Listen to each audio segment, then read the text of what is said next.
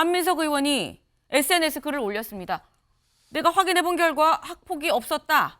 이 일에 나는 어떤 영향도 행사한 적이 없다라면서 장해찬 최고께 법적, 정치적 책임을 져야 할 것이다 라는 글을 올렸습니다.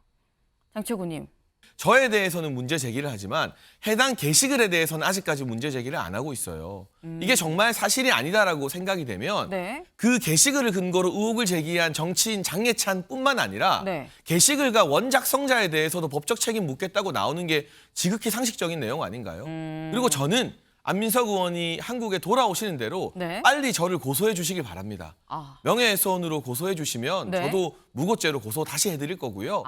어제 온라인에서 더불어민주당 안민석 의원의 아들로부터 학폭을 당했다는 피해자의 호소문을 접하게 되었습니다. 2012년 피해자가 고2 때 안민석 의원의 아들로부터 지속적인 괴롭힘을 당했다고 호소하는 글입니다. 이 글의 사실 여부에 대해서 더불어민주당 안민석 의원이 책임 있는 답변을 해주길 바랍니다. 네. 지금 저희 스튜디오에도 지금 나와 계시긴 합니다만 장해찬 최고가 어제 이 최고위에서 한 얘기입니다. 안민석 의원 아들이 학폭 의혹이 있다. 이런 제보를 받았다. 어떻게 된 겁니까? 라고 얘기를 했는데 여기에 안민석 의원이 SNS 글을 올렸습니다. 내가 확인해본 결과 학폭이 없었다. 이 일에 나는 어떤 영향도 행사한 적이 없다라면서 장해찬 최고께 법적, 정치적 책임을 져야 할 것이다. 라는 글을 올렸습니다.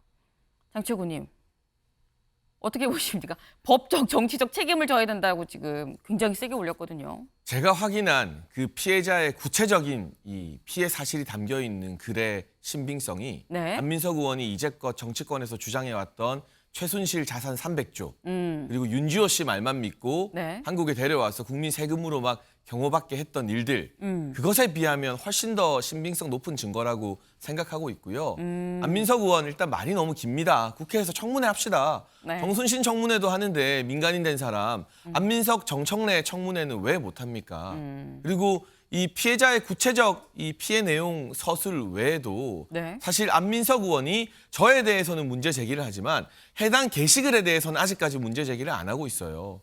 이게 정말 사실이 아니다라고 생각이 되면 네. 그 게시글을 근거로 의혹을 제기한 정치인 장해찬뿐만 아니라 네. 게시글과 원작성자에 대해서도 법적 책임 묻겠다고 나오는 게 지극히 상식적인 내용 아닌가요?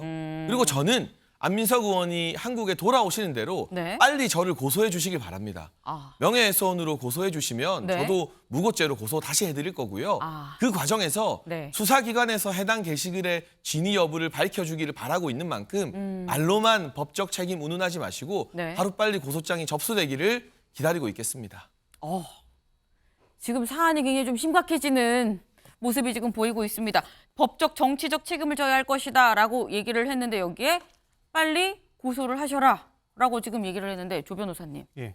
근데 이렇게 되면은 명예훼손으로 아마 만약에 뭐 법적 책임을 얘기를 하는 건 명예훼손을 얘기하는 걸 텐데 명예훼손으로 가게 되면 사안이 좀 길게, 시간이 좀 길게 걸리는 거 아닙니까? 예, 아무래도 법적인 절차에는 시간이 소요될 수밖에 없고요. 그리고 뭐 지금 방금 전에 장해찬 최고위원이 말씀하셨는데 네. 그 게시글 쓴 사람도 고소해야 되는 거 아니냐. 네. 근데 뭐 국민 일반으로서 누가 이렇게 장난삼아 SNS에 글을 쓰거나 한 것까지 전부 정치인들이나 네. 이른바 유명인들이 민감하게 반응하기는 좀 어렵고 바람직하지도 않다고 봅니다. 근데 정치인이라면 그게 꼭 법적 책임이 아니더라도 정치적 책임 부분은 남아있기 때문에 이 부분에 관해서 안민석 의원이든 아니면 장해찬 최고위원이든 이게 이런 식으로 계속 뜨거워지는 상황이라면 결국에는 진실에 관해서 어느 한쪽은 꼭 법적 책임까지 물어야 되는지는 전 잘 모르겠는데 정치적 책임 부분은 나중에 문제가 될 것 같습니다. 네. 지금 약간 저희가 이 사안을 말씀을 드렸습니다만 안민석 의원을 오늘의 피플로 정한 이유가 꼭 이거 하나만 있어서만은 아닙니다. 안 의원의 이 발언도 사실 좀 논란이 되고 있었는데요. 이 얘기 직접 들어보고 오시죠. 민주당이 줄줄이 이제 직회부를 하고 대통령이 거부권을 행사하는 약순환의 정치, 이게 총선 전까지도 계속될 거다 이런 얘기가 있어요. 어떻게 보세요? 총선에서 국힘이 지게 되면은 예. 레임덕이 있지 않겠습니까? 그렇게 되면 이제 차기 정권을 윤석열을 야당한테 다시 이제 뺏길 거고요. 그러면은 윤석열 대통령과 김건희 여사가 무탈하겠습니까? 아마 감옥 갈 것 같아요. 이제 그런 시나리오를 두려워하는 거 아니겠어요?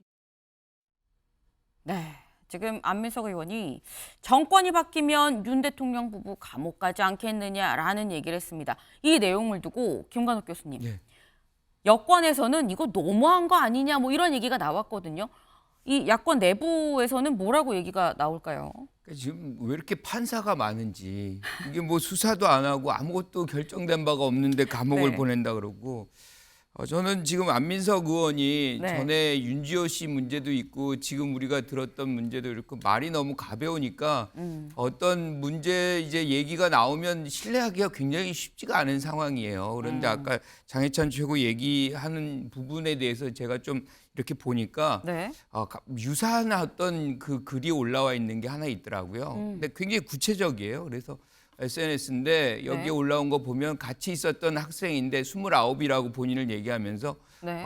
이 안 씨 아들은 굉장히 조용했던 사람이고 오히려 그거를 적었던 분이 굉장히 집중적으로 그런 역할을 했다. 그래서 이거는 조사를 해봐야 돼요. 그래서 장해찬 집중적으로 최고가 그런 역할을 했다는 게 오히려 가해를 했던 학생이 그런 걸 올렸다? 그렇죠. 이제 그런 얘기 글이 올라와 있어요. 그래서 장해찬 최고가 이거를 할 때 그 분에게 그러니까 이 글을 쓴 사람하고 통화를 해서 확인을 했는지 어쨌든 뭐 이 확인 과정이 이제 있어야 되는 것이 맞는 것 같고요. 네. 더 중요한 거는 정치의 사법화가 너무 빠르게 진행이 되는 거예요. 그러니까 정치인들이 거의 정치로 해결해야 될 일들을 다 법원에다가 이제 맡기고 그러면 정치를 왜 하는 것인지, 그러니까 정치인의 어떤 본연의 어떤 자세를 갖고서 문제점들을 좀 말로 대화로 이렇게 해결하는 그런 역량들을 정치력들을 좀 보이는 정치인들이 되길 바랍니다.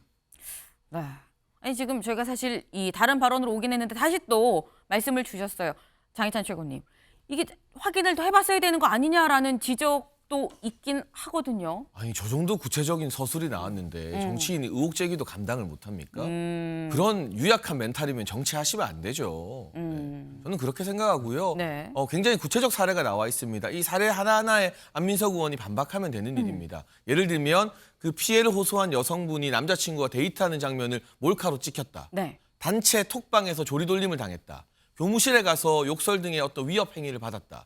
이 하나하나가 그냥 딱 봤을 때도 네, 실제 피해 사실이 없으면 이렇게까지 이 사건이 일어난 시점과 네. 피해 사실과 장소 등을 구체적으로 서술할 수 있을까 의심이 가는 부분이거든요. 여기에 대해서 제보를 받고 의혹 제기를 하는 것이고 아들만만 믿고 아니라고 할 수 없습니다. 이재명 대표도 아들 성매매 안 했다고 하는데 그거 성매매 안 했다고 믿는 사람이 어디 있습니까? 제가 대선 때부터 주구장창 이재명 대표 아들은 성매매 범죄자라고 하는데 저한테 고소도 못하고 있습니다. 왜냐? 고소했다간 진실을 밝혀질 게 두려워서겠죠. 저희가 안민석 의원 아들 말을 어떻게 믿습니까? 구체적으로 졸업 앨범 인증까지 하면서 피해 사실을 호소한 분의 말을 일단 믿어주는 게 네. 민주당이 그토록 자랑해왔던 피해자 중심주의 아닙니까? 근데 지금 말씀 중에 정치인이 의혹 제기도 못합니까? 라고 말씀을 주셨습니다. 지금 최고위에서 하신 말씀 중에 실제로 이런 부분에 제보가 들어왔고 그래서 안 의원이 사실 확인을 좀 해달라라고 얘기를 했는데 조 변호사님, 예. 이게 의혹 제기인 거고 사실 확인을 해달라라고 얘기를 했으면 네. 이게 또 명예훼손으로 이 의율이 될 수 있는 건가라는 생각도 들긴 근데 이제 하거든요. 판례가 쓰는 표현 중에 경솔한 의혹 제기도 있어요. 경솔한 의혹 예, 제기. 그러니까 경솔한 의혹 제기라는 게 뭐냐면 그러니까 여러 충분하게 네. 그러니까 이게 만약에 소스가 불명확할 경우 지금처럼 뭐 SNS에 그냥 떠도는 글이라든가 이런 것처럼 소스가 불명확할 경우에는 네. 그 부분에 대한 사실 확인을 위해서 충분하게 노력했는가 그 부분을 좀 따져보거든요. 그러니까 그 부분이 그래서 우리가 보통 복수의 어떤 출처를 확인하는 이유가 네. 뭐 기자분들도 많이 하시잖아요. 그러니까 그렇게 하는 이유가 명예훼손의 문제가 발생할 수 있기 때문에 결과적으로 그 결론의 내용이 공인과 관련된 어떤 정보에 관한 결론의 내용이 틀릴 수는 있어요. 근데 그 부분에 대한 의혹을 제기하는 언론이라든가 그다음에 정치인들은 그 부분을 나름 본인의 입장에서 노력할 수 있는 만큼 최대한 충분하게 검증했는가가 문제고요. 특히 뭐 이재명 아들 잠깐 얘기하셨는데 네. 그 부분 관련 성매매는 무혐의 거의 나온 거 아닙니까? 그러면 지금이라도 문제 제기하면 또 문제 됩니까? 근데 저는 아까도 말씀드리지만 이 부분에 대해서 가급적 지금 옆에 김관욱 교수님도 말씀하셨지만 이렇게 정치를 자꾸 사법화로 끌고 가는 거에 대해서 별로 저는 바람직하다고 생각하지는 아, 않거든요. 법률위원장이신데 예, 사법화는 안 된다. 예, 네. 가급적이면 그렇다는 네. 겁니다. 그래서 정치는 정치와 안에서 논의돼야 되지만 네. 정치인으로서 되게 책임감 있게 발언해야 된다는 부분은 꼭 말씀드리고 싶습니다. 네. 사실 이 부분 관련해서 장 최고님, 저 그 해당 글이 이 의혹 제기한 그 해당 글이 요번에 나온 글이 아니라 좀 몇 년 된 글이더라. 근데 왜 몇 년 된 글이 지금 나왔느냐? 뭐 이런 의혹을 제기하는 분들도 있더라고요. 그러니까 그 당시에는 화제가 되지 않았던 것 같고요. 저희가 이제 그저께 당정협의회에서 학폭 대책을 발표했습니다. 네. 이제 학생 폭력 기록을 생활기록부에 오래 남겨서 대입에도 영향을 주게 만들고 네. 좀 심각한 수준의 가해 정도인 경우에는 취업에도 불이익을 받겠다라는 당정협의 대책을 발표하자 저희 당으로 이런 일이 있었다.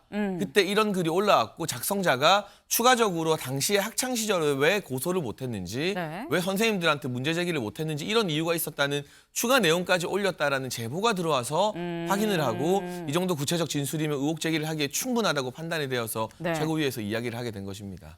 그렇군요. 그 당시에는 화제가 안 됐지만 제보가 이번에 학폭이 좀 이슈가 되면서 이번에 들어온 거다라는 말씀을 주셨습니다.